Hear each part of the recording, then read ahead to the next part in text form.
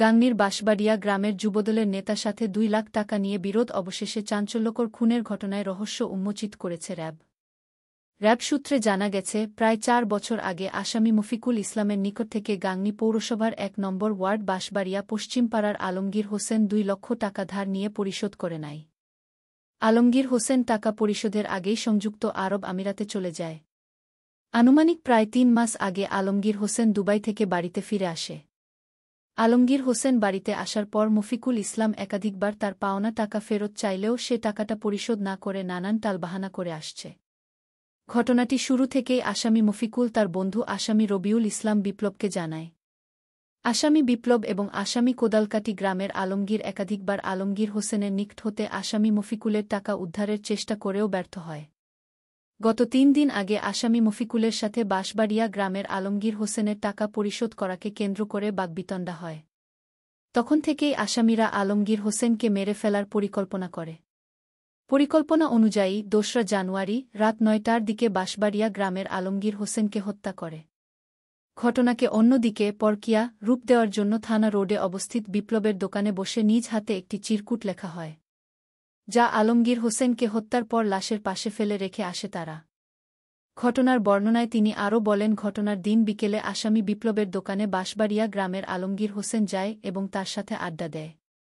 ইতপূর্বে আলমগীর হোসেন তার বন্ধু আসামি বিপ্লবের নিকট টাকা ধার চেয়েছিল। আসামি বিপ্লব তাকে টাকা ধার দেওয়ার কথা বলে গত ১ জানুয়ারি তারিখে সন্ধ্যায় নিজ বাসায় নিয়ে যায়। পরে আসামি মফিকুল তার মোটরসাইকেলে করে আসামি বিপ্লব ও বাঁশবাড়িয়া গ্রামের আলমগীরকে মরকা বাজারে নিয়ে যায়। মরকা বাজারে পূর্বে থেকে অবস্থানরত আসামি কোদাইলকাটি গ্রামের আলমগীর ও তার একজন সঙ্গীকে আলাদা একটি মোটরসাইকেলে করে বাঁশবাড়িয়া গ্রামের আলমগীর হোসেন সহ মোট ৫ জন ঘটনাস্থলে যায়। সেখানে আসামিরা মফিকুলের নিকট হতে ধার নেওয়া টাকা কেন ফেরত দিচ্ছে না এই বিষয়ে জিজ্ঞাসাবাদ করে। তখন তাদের মধ্যে কথা কাটাকাটির এক পর্যায়ে আসামি কোদাইলকাটি গ্রামের আলমগীর তার শার্টের নিচে লুকিয়ে রাখা দা বের করে বাঁশবাড়িয়া গ্রামের আলমগীর হোসেনের মাথায় আঘাত করে এবং সবাই মিলে তার মুখ ও হাত পা বেঁধে ফেলে। আসামি বিপ্লব ও আসামি মফিকুল বাঁশবাড়িয়া গ্রামের আলমগীর হোসেনকে ধরে রাখে এবং কোদাইলকাটি গ্রামের আসামি আলমগীর তার সঙ্গীয় অন্য আসামিসহ আলমগীরকে দা দিয়ে জবাই করে। পরবর্তীতে শহডাবাড়িয়া কামারখালী কাঁচা রাস্তার পাশে ড্রেনের মধ্যে তারা লাশ ফেলে পাশে হাতে লেখা চিরকুট রেখে ঘটনাস্থল থেকে পালিয়ে যায়। পালানোর সময় ঘটনাস্থল হতে আনুমানিক ৪ কিলোমিটার দূরে রাস্তার পাশের ঝোপের মধ্যে বাঁশবাড়িয়া গ্রামের আলমগীরকে জবাই করার কাজে ব্যবহৃত দা ফেলে আসে বলে আসামি বিপ্লব স্বীকার করে। এছাড়াও তথ্যপ্রযুক্তির বিশ্লেষণে ঘটনাস্থলে তাদের উপস্থিতি থাকাসহ বক্তব্যের সত্যতা যাচাই করে সত্যতা পাওয়া গেছে বলেও জানান র্যাবের ওই কর্মকর্তা।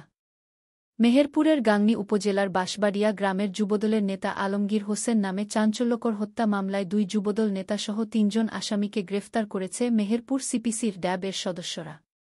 বৃহস্পতিবার ২রা জানুয়ারি বিকেল থেকে উপজেলার বিভিন্ন স্থানে অভিযান চালিয়ে তাদেরকে গ্রেফতার করা হয়। গ্রেফতারকৃতরা হল গাংনী পৌরসভার ৪ নম্বর ওয়ার্ডের যুবদলের সাধারণ সম্পাদক ও চৌগাছা গ্রামের রইস উদ্দিনের ছেলে রবিউল ইসলাম বিপ্লব, গাংনী পৌরসভার ১ নম্বর ওয়ার্ডের ১ নম্বর ওয়ার্ড যুবদলের সাবেক সভাপতি ও বাঁশবাড়িয়া পশ্চিম পাড়ার আব্দুল আউজালের ছেলে মফিকুল ইসলাম এবং একই উপজেলার মটমুরা ইউনিয়নের কোদাইলকাটি গ্রামের জামাত আলীর ছেলে আলমগীর হোসেন।